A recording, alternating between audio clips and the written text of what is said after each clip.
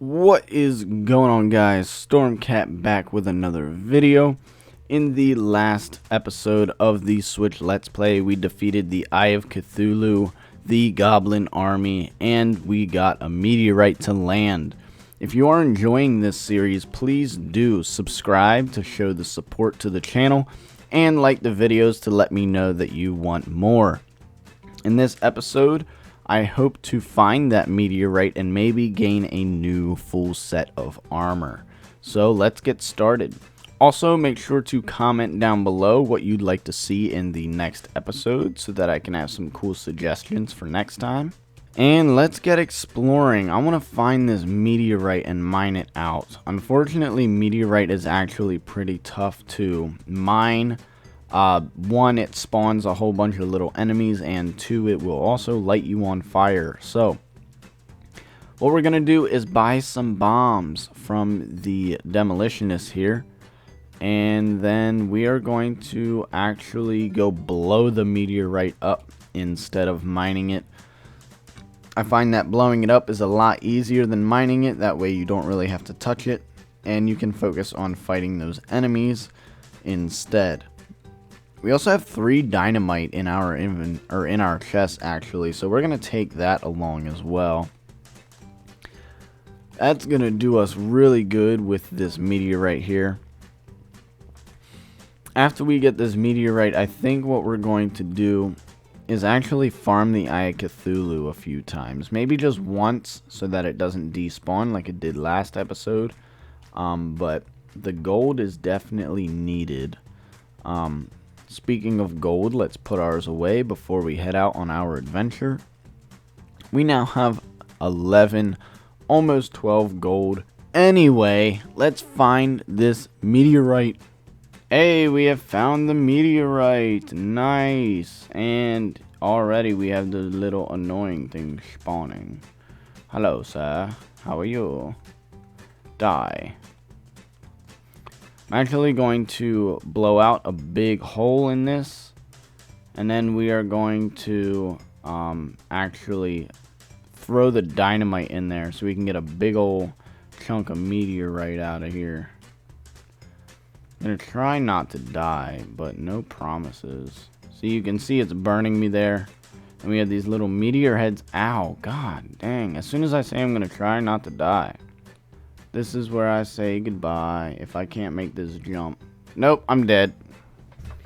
Alright, this time we are going to be smart about the meteorite. And we are going to build a platform all the way across.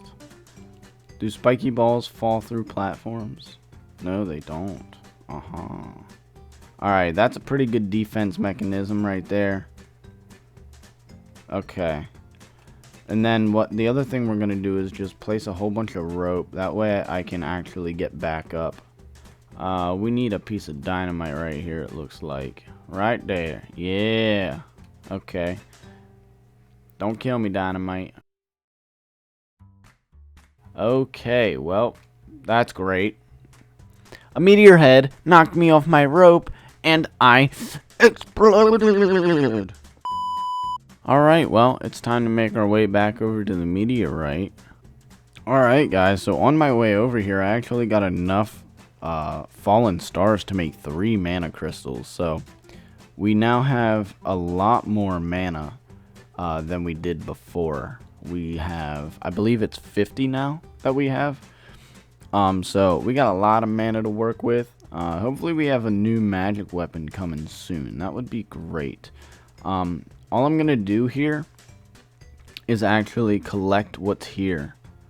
And then I'm going to leave, because I think we actually have plenty of meteorite. We actually got a shackle here, and I didn't even notice. We have a precise shackle.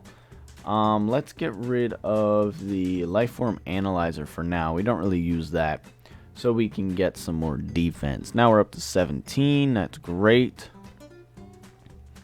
And let's see what we can make. Okay, so we can make the space gun, which is 19 magic damage, and I believe we can make all the armor as well. We have 5 defense, 6, and 5. So It is a slight upgrade from our armor before, which is good, but it also gives us increased magic damage. And then, if we have the full set and we craft the space gun, we will have infinite mana with the space gun. If you can look at the set bonus here, space gun costs 0 mana. So we're going to go ahead and craft that as well. And this is going to be our primary source of damage, because now we have a gun that shoots fast, it has long range, and it costs 0 mana. It's fantastic. It's a crazy bonus. We don't even need mana at all to use this gun infinitely, and it does 24 magic damage. So we also have a nice little fire trail behind our character now, which is a nice little touch, but nothing special. But we can also make, what was it? The meteor hammocks. And I think we can actually make every single thing of meteor, so we don't really need to actually go get more. We can let it sit there for now. But the meteor hammocks is 20 melee damage, 8 critical strike chance, average speed, and 100% axe power. Now, I'm not really worried about axe power, because a copper axe is just fine. You know, we don't really need the hammocks right now, but I'm going to go ahead and craft it anyway, because we still have plenty of meteorite left over for the meteor shots. And I'll show you what we're going to do with the meteor shots here in a second, because they're going to be very important. This Let's Play is going pretty well, actually. I know we had a few hiccups with the meteorite, but we did finally get enough for every single item. Plus, we are getting major upgrades to our armor and damage this episode. So, a lot more upgrades than I was actually planning on getting, which is always a pleasant surprise. Alright, so, we have a gun, and we have some bullets. So, we're gonna make some meteorite shots so we can actually look for a floating island. So, as you know, probably, meteor shots will ricochet. So if you have meteor shots and you shoot at something, it will bounce off. Now, if you shoot straight up and it bounces off, you have a floating island. So that's what I'm hoping to find. I would like to build more houses so that I can get the gunsmith. But right now we do not have him. So what we're going to do is just use the bullets that we have right now, the 140. And let's see if we can find a floating island. You know, we might not, but that's okay. We're just going to shoot straight up and see if it bounces back. Then we'll move a little bit. Try it again. Oh, as you can see right there, we shot straight up and the bullet came back down. So I'll demonstrate one more time. You shoot up and wait a few seconds and it will come down. So that's awesome. We did end up finding a floating island. We really only used about 20 bullets. So what we're going to do now is use our rope to get all the way up there.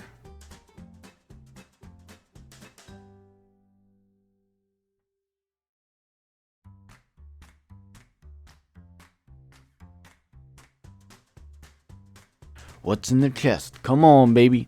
Come on, baby. Oh, we got the balloon. Okay, the balloon's not bad either. It's definitely still a good accessory to have. I think what we will do is actually replace our flippers for now. Next episode, I think what we'll do is look for the Goblin Tinkerer. That way, we can actually craft new accessories.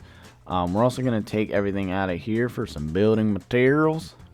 But what you can do with this shiny balloon is actually combine it with the Cloud in a Bottle at the Tinkerer's Workshop, which you buy from the Goblin Tinkerer. He spawns after the Goblin Army, which we fought last episode. If you missed that, definitely go check that video out. And yeah, we can craft new accessories. So that would be really cool if we found him. So maybe we'll make an episode out of it, go searching for him, see if we can get him. If not, that's fine. You always end up stumbling across him anyway. But we're going to get this ore here. And then I think what we're going to do is actually try to spawn the Brain of Cthulhu. I think we are ready for this fight. We have the unlimited magic damage space gun. And we also have some new armor. So hopefully we will actually be pretty prepared for this fight. Out of here, double jump. Oh, that was so close. But as you can see, we jumped pretty high now, so that's pretty good. I'm going to keep doing this, and hopefully we can find the golden horseshoe. Oh! As you can see, we have another ricocheting bullet. So now what we can do is take our rope all the way up there again. And hopefully we got a horseshoe this time. If not, it's cool. I just hope we don't get another balloon, because we do not need one of those anymore. I need a golden horseshoe. Oopsies. That's why I need a golden horseshoe, because I keep falling off stuff. Alright. Get out of here, Harpies. What do you think you're doing? Yes! We got the golden horseshoe, along with 15 bombs, 13 lead bar, 49 arrows, 5 potions, and 2 swiftness potions. Nice. Alright. Now, we definitely want the Tinkerer's Workshop, because we can actually combine the lucky horseshoe. My bad, not golden, lucky horseshoe.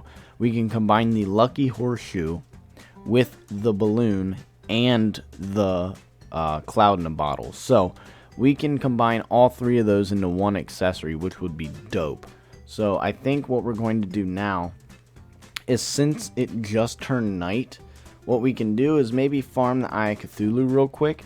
And then I'm actually going to replace one of my accessories with the lucky horseshoe, and we can Geronimo off this freaking island here.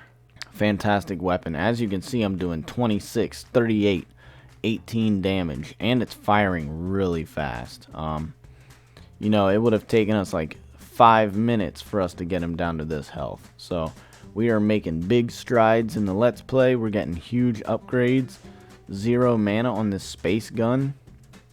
I wish there were other armor sets that made weapons like this 0 mana, because I would definitely use them. Yeah, look how fast we are destroying the Eye of Cthulhu. Oh my word. This is crazy. Eye of Cthulhu, bow down to your master. You are getting absolutely shreked. My NPCs are fighting him too. Get out of here. Wow, that was quick. That was quick. Okay, let's go again. One more time. Die, Eye of Cthulhu. You shall die. The other thing I really like about the space gun is that it pierces enemies. So it's going to go through the Eye of Cthulhu and could hit other things. Before, you know, my gun was just stopping at the servants whenever he would spawn them. But now it goes through the servants and also hits the Eye of Cthulhu. So it's a fantastic weapon. Also does lots of damage for this stage in the game. Alright, there we go. Farming some easy gold too, which is great. Definitely need it for that mini shark. I think we're going to get 2 new sets of armor this episode. And unfortunately, the space gun is no longer going to be 0 mana after the Brain of Cthulhu. But the Crimtane armor is worth it. So, let's bring some bombs and go attempt the Brain of Cthulhu. I think we're ready for this fight. As long as we have the katana and the space gun, we're going to be a-okay, fellas. Back to the strategy guide for the Brain of Cthulhu, though. His first phase, he's going to have a whole bunch of minions spawning around him. So, what you need to do is take care of the minions before you actually do damage to him. For the minions, I recommend something like the sword I'm using now, the katana. One that auto swings and is decently fast. Another thing I could suggest is any bow that's going to pierce enemies. So if you have jester arrows, if you have like the bee's knees or something like that, you know, the the arrows are going to pierce your enemy, and it's going to hit multiple of those little minions at once. And you'll see what I'm talking about when I get in here. But as long as you have something that's going to be really quick and can cover a lot of area, you're going to be fantastic against his first phase. Now, for his second phase, he is actually going to open up the middle of his body, his brain, and he's going to teleport all over the place. Again, I recommend having something quick, either the space gun like this, the mini shark. The Undertaker is fine. It's not that quick, but it'll do fine. Just have something quick, and you'll see why. But let's get on with the actual Brain of Cthulhu fight. We're making lots of progress on this, my friends. Lots and lots of progress. We are going to Shrek the Brain of Cthulhu. All you rete. All you rete. We'll come get the drop after the fight. But for now, let's focus on the fight. So what we're going to do... What the heck are you doing here, Hoplite? Get out of here, dude. Alright, as you can see, he has all those little minions. And what we're going to do is just swing our sword. Oh my god, the Goblin Tinkerer! No way! What? What? We found the Goblin Tinkerer down here. Yes, we got the workshop. I wish we could craft the actual things that we need right now. Ow, dude. God, get away from me. Alright, let me use the space gun. That might be better, because that pierces enemies as well. Oh my gosh. We found the Goblin Tinkerer down here. We didn't even have to look for him. See what I mean? You don't even gotta look, fellas. Alright, as you can see, his first phase is almost done. What you want to do is stay as far away from him as you can during that phase.